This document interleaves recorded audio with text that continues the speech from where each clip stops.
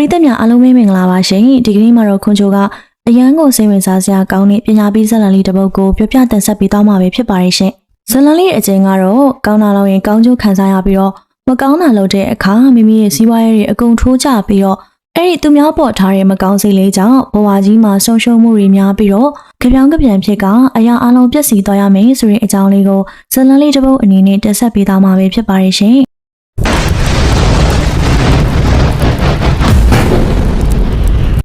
်တန်ရောင်ဝဆိုတဲ့ကြီးဝငယ်လေးရဲ့အဆုံးမှာတော့အိမ်လေးနဲ့အိမ်သားရှိပါတယ်။အဲဒီအိမ်လေးနဲ့အိမ်ကလမ်းကြီးလိုက်ရုံနဲ့တင်နေရပါတယ်။ရွှဲရဲ့အဆုံးမှာရှိတဲ့အိမ်လေးနဲ့အိမ်ကတော့ဦးဗီရာတို့ဇနီးမောင်နှံတို့ရဲ့အိမ်လေးနဲ့ဦးကျော်ဆိုတို့ဇနီးမောင်နှံတို့နေထိုင်ကြတဲ့အိမ်တို့ပဲဖြစ်ကြပါတယ်။သူတို့ကရွှဲရဲ့အဆုံးမှာအိမ်ချင်းကရက်တွေဆိုပေမဲ့စိတ်ဓာတ်တွေကတော့ဆန့်ကျင်ဘက်ဖြစ်နေကြပါတယ်။ဦးကျော်ဆိုတို့လည်းများကတော့ဘဝကိုရိုးရိုးသားသားနဲ့အေးချမ်းချမ်းလေးဖြစ်တန်းနေထိုင်ကြပါတယ်။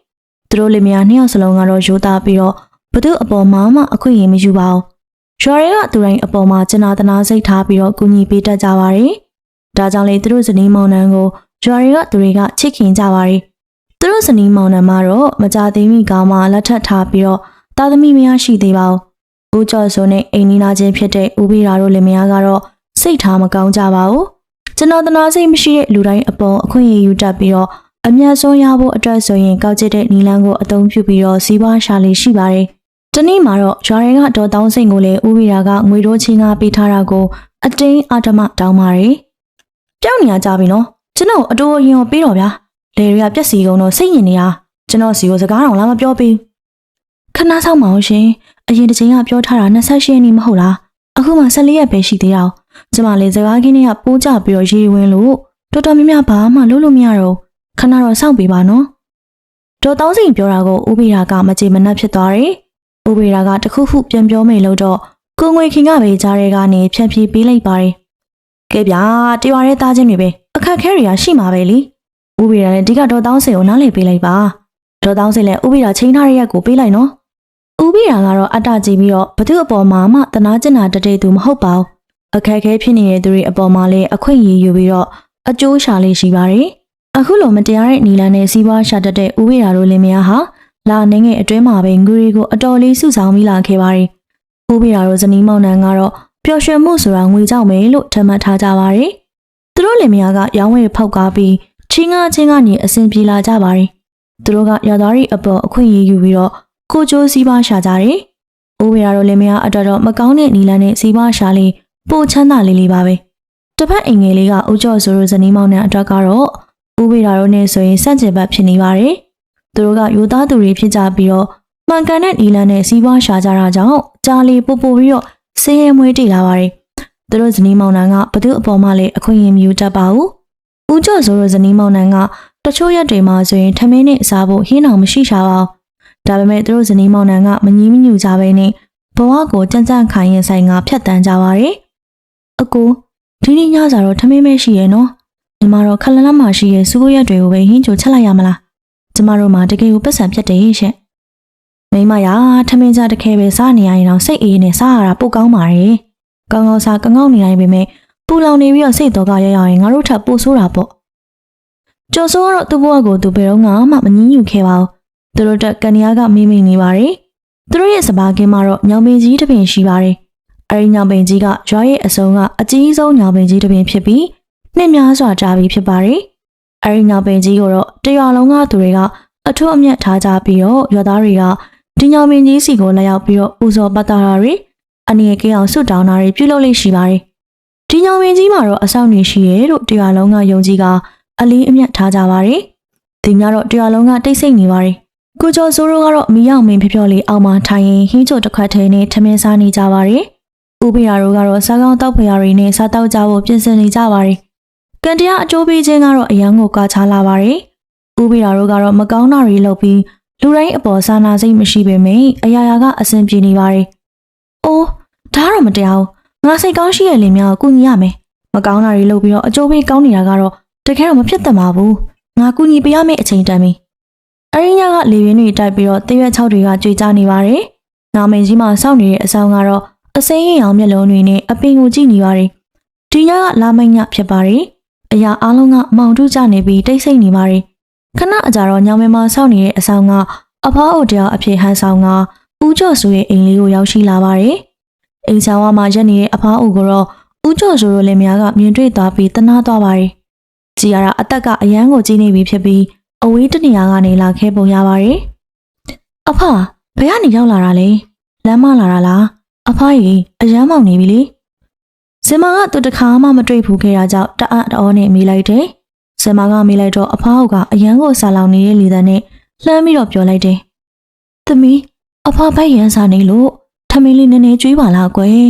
။ကျင်နာတက်တဲ့ဦးကျော်စိုးတို့ဇနီးမောင်နှံလေးအလင်းအမြန်ပဲပြင်ဆင်ပေးလိုက်တယ်။ရွှေဝေးကနေရောက်လာတဲ့ပုံရတဲ့အဖအိုကတော့မေးရရှိတ်ရစားတောက်ပြီးတော့ဦးကျော်စိုးတို့လင်မယားကိုကျေးဇူးတင်စွာကြည်လိုက်တယ်။အဖရဲ့မျက်လုံးတွေကတာမန်မဟုတ်ဘဲနဲ့အစိမ်းရောင်တောက်ပနေတာကိုတွေ့လိုက်ရပြီးအံ့ဩသင့်သွားပါတယ်။မင်းတို့လူကောင်းနေပဲလူကောင်းနေဆိုပေမဲ့ဘဝကိုခက်ခက်ခဲခဲပင်ပန်းစွာရုန်းကန်နေရတယ်။မင်းတို့ငါကူညီပေးမယ်။အဖကပြောပြောဆိုဆိုနဲ့သူ့ရဲ့လက်ကိုဖျက်လိုက်တာလက်ထဲမှာအနှဲ့ရောင်စပါးတွေကိုတွေ့လိုက်ရတယ်။မင်းတို့ဒီစပါးကိုတေချာစိုက်ပြိုထားပါ။ကောင်းကျိုးရလာလိမ့်မယ်ကွ။အဖအပေးရဲ့စပါးတွေကိုသူတို့နှစ်ယောက်ယူကြည့်ကြတော့တင်းပြက်နဲ့အမွေနှံကိုရနေပါတယ်။အဖကတော့ဦးကျော်စိုးတို့လင်မယားနှစ်ယောက်အရှိကနေတဖြည်းဖြည်းပြောက်ကွယ်သွားပါတော့တယ်။ဦးကျော်စိုးရောဇမာတို့နှစ်ယောက်စလုံးကအံ့ဩသက်သာကြပြီးတော့ရင်ခုန်သံတွေတောင်မြန်လာကြပါတယ်။အခုလိုကြုံတွေ့ခဲ့ရတဲ့အပေါ်မှာလည်းမယုံနိုင်အောင်ဖြစ်သွားပါတယ်။မနက်စောစောမှာတော့ဦးကျော်စိုးတို့လင်မယားလေးလေကွင်းပြင်လေးကိုတွားလိုက်ပြီးအဖအုပ်ပေးခဲ့တဲ့စပါးစစ်တွေကိုကျေးလိုက်တယ်။အဲဒီနောက်ပိုင်းမှာတော့မယုံကြည်နိုင်စရာအခြေအနေတွေဖြစ်လာတယ်။ရက်တူတူလေးအတွဲမှာပဲစပါးကင်းကြီးကရှင်တန်ကြီးထွားလာပြီးတော့စိမ့်ဆူနေပါတော့တယ်။စပါးရက်တွေကလည်းကြီးထွားလာပြီးတခြားစပါးပင်တွေထပ်လဲတန်ပါတယ်။စပါးခင်းကြီးကိုရိတ်သိမ်းချိန်မှာတော့စပါးစစ်တွေကရွှေရောင်တန်းနေပြီးတော့မှုှေးပြတ်နေပါတယ်။တာမန်ဆန်တွေနဲ့မတူပါဘူး။ဦးကျော်စိုးကြောင့်သူ့ရဲ့တသက်မှာအခုလိုစပါးတွေမျိုးမမြင်ခဲ့ဘူးပါဘူး။ကိုငွေခင်းလဲမှုှေးပြတ်လွန်နေအနံကြောင့်ဒီစပါးမျိုးကိုအရန်အံ့ဩသွားပါတယ်။မင်းတို့ဒီစပါးမျိုးကိုဘယ်ကနေရလာတာလဲ။ဦးငွေခင်းကတအံ့တော်ပြောလိုက်တယ်။ငါလည်းမသိပါဘူးကွာ။အဖေတို့တယောက်ယူလာပေးတာပဲ။မင်းလိုချင်လို့လား။ငါရဲ့ပြိုးပင်တွေကိုခွဲပေးမယ်လေ။အဲဒီနေ့ကစပြီးတော့ဦးကျော်စိုးရဲ့စပါးခင်းကရွာရင်းမှာနာမည်ကြီးလာပါတယ်။တစ်ဖက်ရွာကသူတွေကလည်းသူ့ထက်ငါတမိုးမများပေးပြီးတော့အလို့အရဝယ်ယူကြပါတယ်။ဦးကျော်စိုးတို့ကဆန်တွေကိုအရန်ရောင်းချခဲ့ရပြီးတော့သူတို့ရဲ့စီးပွားရေးအခြေအနေကတိတိတတ်တာတိုးတက်လာပြီးငွေတွေကိုလည်းအတော်အတန်စုဆောင်းမိလာပါတယ်။အရင်ကလိုလည်းဖြစ်တယ်လို့စားတောက်နေစရာမလိုတော့ပါဘူး။အခုတော့ဦးကျော်စိုးတို့ဇနီးမောင်နှံကအဆင်ပြေပြေနေလာနိုင်ပြီဖြစ်ပါတယ်။တစ်ချိန်ကဆိုရင်သူတို့အတွက်ဝင်တော့ဝင်ဖို့ဖြစ်စေမယ့်အကျွေးကိုလည်းအကုန်ဆက်နိုင်ခဲ့ပါတယ်။ငါတို့ဒီစပားကြောင့်အခုလိုအဆင်ပြေလာတာပဲ။ငါတို့ရဲ့လေကွင်းထဲမှာလည်းဒီစပားတွေစိုက်ထားပြီးတဲ့ကငှက်တွေအင်းဆက်ပုံမားတွေလည်းမရှိတော့ဘူး။ဟုတ်တယ်ရှင်။ကျမတို့အခုလိုအခြေအနေဖြစ်လာတာဟိုအဖွားရဲ့ကျေးဇူးကြောင့်လေ။အခုဆိုရင်တော့စိတ်ကောင်းရှိရဲ့ဦးကျော်စိုးတို့လင်မယားကလူရန်စိတ်လေလာနိုင်ပြီဖြစ်သလိုအလူတွေကိုလည်းနိုင်သလောက်လုပ်ပါတယ်။ပြီးတော့အခုလိုအရန်ဆင်ပြေလာတဲ့ဦးကျော်စိုးတို့လင်မယားကိုကြည့်ပြီးတော့အိုးဝိတာတို့လင်မယားကအံ့ဩနေကြတယ်။ဒီကောင်တွေဘလို့လုပ်ပြီးတော့အဆင်ပြေလာတာလည်းမသိဘူး။အခုဆိုရင်တော့အိမ်အစ်လည်းဆောက်လိုက်ပြီကွာ။သူတို့ရဲ့စပားကကအရန်အောင်နာမည်ကြီးနေတာလေ။ဒီကနေဝင်ငွေအများကြီးရတယ်လို့ပြောကြတာပဲ။ကျမတို့လည်းသွားမိကြည့်အောင်။သူတို့လင်မယားကလောဘကြီးကြသူတွေပြပြချင်းဦးကျော်စိုးတို့စီကိုတောက်ရောက်ကအကျိုးကြောင့်မိကြပါတယ်။ဟေးကျော်စိုးမင်းရဲ့စပားရင်းကြောင့်အမှန်တိုင်းပြောပြကွာ။ဘလို့ဆမ်းမျိုးလဲ။ဘာလို့ဒီလောက်တောင်ကောင်းရတာလဲကွာ။ဦးဝိရာကကျော်စိုးကိုတမ်းမာရီလေးတန်းနဲ့မိလိုက်တယ်။ဦးကျော်စိုးကတော့မဖြေချင်းပေမဲ့အိမ်နီးနားကျလဲဖြစ်တာကြောင့်အမှန်အတိုင်းပဲပြောပြလိုက်တယ်။ဒီစပားမျိုးကငါ့ကိုအဖောက်တယောက်လာပေးခဲ့တာ။ဒီစပားကတာမန်နဲ့မတူပါဘူး။ဝိပြန်ပြီးတော့အရင်အောင်စားလို့ကောင်းတာကွာ။ဦးကျော်စိုးပြောတာကြောင့်နားထောင်ရင်းနဲ့ဦးဝိရာကဒီစပားမျိုးကိုသူ့လေးလိုချင်သွားတယ်။မင်းပြောတာကိုနားထောင်ရတာတော့ဒီဖောက်ကအဆောင်တယောက်ဖြစ်ရမယ်။မဟုတ်ရင်ဒီစပားကဒီလိုကောင်းနေမှာမဟုတ်ဘူးလေ။ဒီလိုနဲ့လိုက်အောင်မရှိရင်ညတညမှာတော့ဦးဝိရာတို့လင်မယားကညောင်မင်းကြီးစီကိုသွားကြတယ်။သူတို့နှစ်ယောက်စလုံးကညောင်မင်းကြီးရဲ့အနာမှာဆောင်းရင်အဖွားအုပ်ကိုမျှော်လင့်နေကြတယ်။မကြာမီမှာပဲအဖွားအုပ်ကရုတ်တရက်ပေါ်လာပြီးတော့ဦးဝိရာတို့စီကိုရှောက်လာခဲ့တယ်။အဖွားအုပ်ကိုကြည့်ရတာအေးဆက်နေပြီးဦးဝိရာတို့စိတ်ထဲမှာလည်းတမျိုးခံစားလိုက်ရတယ်။ဦးဝိရာကအဖွားအုပ်ကိုမြင်မြင်ချင်းမှပဲသူ့လေးချင်တာကိုလှမ်းပြောလိုက်တယ်။အဖွားကျွန်တော်တို့စပားပင်ပေးပါ။ကျွန်တော်တို့လည်းစပားဆိုင်ချင်ပါတယ်ဗျ။အဖွားကခဏငြိမ်သွားပြီးတော့တခုခုကိုစဉ်းစားနေတယ်လို့လုပ်လိုက်ပြီးသူ့ရဲ့လက်ထဲမှာစုပ်ကင်ထားတဲ့စပားစီတွေကိုပေးလိုက်တယ်။ယော့ဒီစပားပင်ကိုစိုက်ပြောထိုက်တဲ့တယ်လို့ကြိုးခံစားရမယ်။အဖွားကစပားစီတွေကိုပေးပြီးတာနဲ့လီရုထဲမှာပဲပျောက်ကွယ်သွားပါတော့တယ်။ဦးဝိရာတယောက်အရန်ကိုဝမ်းသာသွားပါတယ် ငါတို့ကစကားစီတွေရသွားပြီထိထပိုချမ်းသာလာတော့မှာကွာလာလာငါတို့အမြတ်ပြန်ကြရအောင်မနက်စောစောမှာတော့ဦးဗီရာတို့လင်မယားလေးသူတို့ရဲ့လေဝင်ထဲမှာစပါးစီတွေကိုပတ်ကျဲလိုက်ကြတယ်ရက်အနေငယ်အတွဲမှာပဲစပါးပိန်တွေကအလင်းအမြန်ကြီးထွားလာကြပါတယ်ဦးကျော်ဆိုတဲ့လင်မယားကတော့အရန်ကိုလောဘတက်နေပြီးရိတ်သိမ်းရရောက်တော့ကမန်ကရန်ရိတ်သိမ်းကြတယ်သူတို့လင်မယားကအဲ့ဒီစပါးပိန်တွေကိုကိုယ်တိုင်ချက်စားကြတော့လုံးဝကိုမာနေပြီးတော့အမဲရောင်ဖြစ်နေပါတယ်ဟမ်ဘလို့ဆန်တွေလဲဟာမာကျိုးလိုက်တာဒီလိုစပါးမျိုးရဖို့တနေ့ကောင်သွားဆောင်နေရသေးတယ်ဟမ်အလကားမျိုးစီညိုမင်းကမကြေမနက်ပြောလိုက်တယ်လောဘကြီးရဲ့ဦးဗီရာတို့လင်မယားကတော့သူတို့ထမတ်ထားသလိုဖြစ်မလာတာကြောင့်စိတ်ပြတ်သွားကြပါတယ်ချက်ချင်းပဲဦးကျော်ဆိုတို့လင်မယားကိုလည်းမနာလိုစိတ်ဝင်သွားပြီးဒေါသတွေထွက်လာကြပါတယ်ဦးဗီရာကသူ့ရဲ့လင်တွေကိုသွားကြည့်လိုက်တော့အံ့အားသင့်သွားတယ်သူရဲ့စပါးကင်းကြီးကတဖြည်းဖြည်းခြောက်သွေ့လာပြီးစပါးစီတွေကမရှိတော့ဘဲနဲ့အရက်တွေပဲကြံခဲ့ပါတယ်သူလည်းတေချာအောင်စပါးစီတွေကိုကောက်ယူကြည့်လိုက်တော့စပါးစီတွေကလက်ထဲမှာပဲကွဲကြွေသွားတယ်ဦးဗီရာလည်းမကြမီမှာစပါးကင်းကြီးပြက်စီရောမယ်ဆိုတာကိုသိလိုက်ရပြီးတုန်လှုပ်သွားပါတယ်ဒါဘလို့ဖြစ်တာလဲဟိုအဖွားကနှက်ဆိုလားငါစိတ်ဓာတ်ကြတော့ဘာလို့အခုလိုဖြစ်ရတာလဲဦးရလည်းအဖွားအုပ်ကိုမချေမနှက်စိမ့်နဲ့အတူရရွတ်ပြီးတော့ပြက်စီရောမယ့်စပါးကင်းကြီးကိုကြည့်ကစိတ်ပြတ်သွားပါတယ်ဦးရကတော့လောဘကြီးပြီးစိတ်ကောင်းမရှိတာကြောင့်အခုလိုအဖြစ်မျိုးကြုံတွေ့ရတာဖြစ်ပါတယ်ဦးရကအင်ကိုရောက်တော့သူ့မိန်းမကိုအကျိုးကြောင်းပြောပြလိုက်တယ်မိန်းမဖြစ်သူကလည်းသူ့ရဲ့မျှော်လင့်ချက်တွေဖြစ်မလာတော့အရန်ကိုဝမ်းနည်းသွားပါတယ်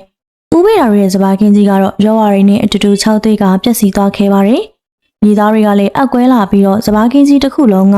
ညှိုးနှမ်း၆သွေးကတိတ်ဆုံးသွားကြပြီဖြစ်ပါတယ်။အဲဒီနောက်ပိုင်းမှာတော့ဦးဗီရာတို့လည်းကျမရဲ့အခြေအနေဆိုးဝါးလာပြီးသူတို့နှစ်ယောက်စလုံးကစီးပွားရေးတွေမကောင်းတော့လို့ပိုင်ဆိုင်ထားတာတွေကိုထုတ်ရောင်းခဲ့ရကြပါတယ်။နှစ်ယောက်စလုံးကနောက်ဆုံးမှာကျမရဲ့ဆိုးဝါးလာမှုကြောင့်တိတ်ဆုံးသွားပါတော့တယ်။စိတ်ကောင်းရှိရဲ့ဦးကျော်ဆိုတို့လင်မယားကတော့တနေ့ထက်တနေ့ပုံမှုအဆင်ပြေလာကြပါတယ်။သူတို့လင်မယားကတော့အရင်ကထက်အများကြီးအဆင်ပြေလာခဲ့ပေမယ့်ဘဝကိုရိုးသားမှုနဲ့သာကြိုးကြိုးစားစားဖြတ်တန်းလာခဲ့ကြပါတယ်။ဦးကျော်ဆိုတို့လင်မယားကတော့မြောင်မင်းကြီးရဲ့အနီးဝန်းကျင်ကိုလည်းအမြဲတန့်ရှင်းရေးတွေလုပ်ပေးပြီး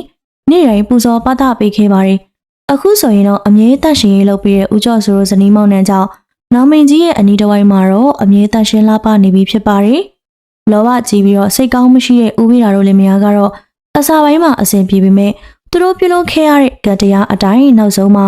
အခက်အခဲမျိုးစုံနဲ့ယောဂဝေဒနာခံစားရင်သိဆုံးသွားခဲ့ကြရပါတယ်။ကံငယ်ရဲ့အကျိုးကတော့အရေးလိုလိုက်ပါနေမှာဖြစ်ပြီးတော့မကောင်းတာတွေလုပ်ရင်တော့မကောင်းကျိုးကိုခံစားရစေတာကတဘာဝတရားပဲဖြစ်ပါတော့ရဲ့ရှင်။ဟုတ်ကဲ့ပါရှင်။ဇလန်လေးကတော့ဒီမှာပြည့်စုံသွားခဲ့ပါပြီ။မကြခင်မှာလည်းအခုထက်ကောင်းတဲ့ဇလန်လေးတွေနဲ့အတူတူပြန်လာခဲ့အောင်မမို့ဆောင်မြောက်အားပေးကြပါအောင်နော်။ခုလိုလားဆင်အားပေးခဲ့ကြတဲ့အတွက်လည်းအားလုံးကျေးဇူးတင်ပါတယ်ရှင်။